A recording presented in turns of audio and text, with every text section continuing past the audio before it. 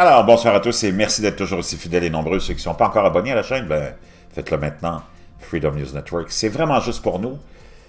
Et honnêtement, tous ceux qui veulent nous rejoindre, vous êtes le bienvenu. Vous allez faire partie d'une grande famille. Une vraie, belle grande famille. Unie et vraiment multiculturelle. Ça, c'est ma plus grande fierté. On a du monde de partout et c'est formidable. On est vendredi, même si ça n'a pas l'air d'un vendredi. Hein? Je viens de sortir le chien. Honnêtement, c'était lourd l'ambiance dehors. Personne. C'est vendredi. Personne.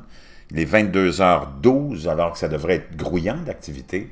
Les jeunes devraient se préparer pour aller draguer les jeunes demoiselles.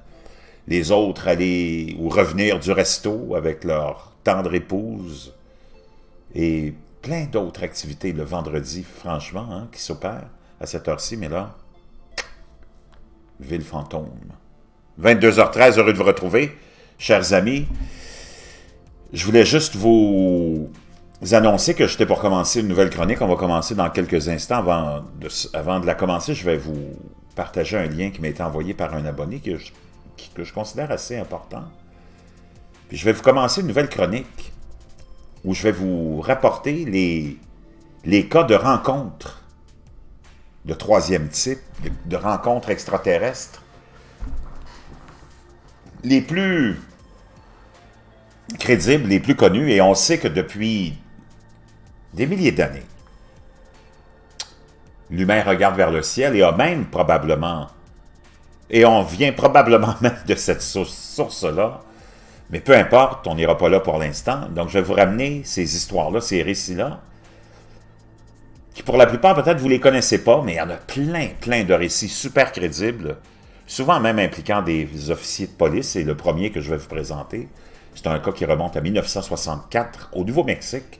Vraiment fascinant. Donc, je vais vous faire cette chronique-là. Ça va nous donner aussi un petit peu d'air frais dans toute cette lourdeur-là, mais je sais que ça intéresse les gens. Ça m'intéresse, ça vous intéresse. Donc, je vais faire ça. Mais avant de faire ça, on s'en va avec cette nouvelle qui, ensuite, cet écrasement au Nigeria, je pense, hein, c'était bien ça. Si j'ai encore le lien, je ne suis pas certain. En tout cas, on avait un météorite, hein, je pense que c'était au Nigeria, qui est tombé et qui a fait quand même des dommages. Et bien là, on aurait la NASA qui prépare une frappe sur un astéroïde fonçant vers la Terre. Tenant compte de la menace potentielle que certains astéroïdes représentent pour l'humanité, la NASA prévoit le lancement d'une mission de démonstration pour étudier le recours à un impact cinétique pour dévier un astéroïde. Ça, c'est selon Science Alert. Le 22 juillet 2021, la NASA prévoit de lancer la mission DART, Double Asteroid Redirection Test, destinée à étudier l'utilisation d'une frappe cinétique sur un astéroïde, relate Science Alert. Cette mission de démonstration se dirigera vers le minuscule système d'astéroïdes binaires appelé Didymos, ou 65 803 Didymos, qui ne représente aucune menace pour la Terre.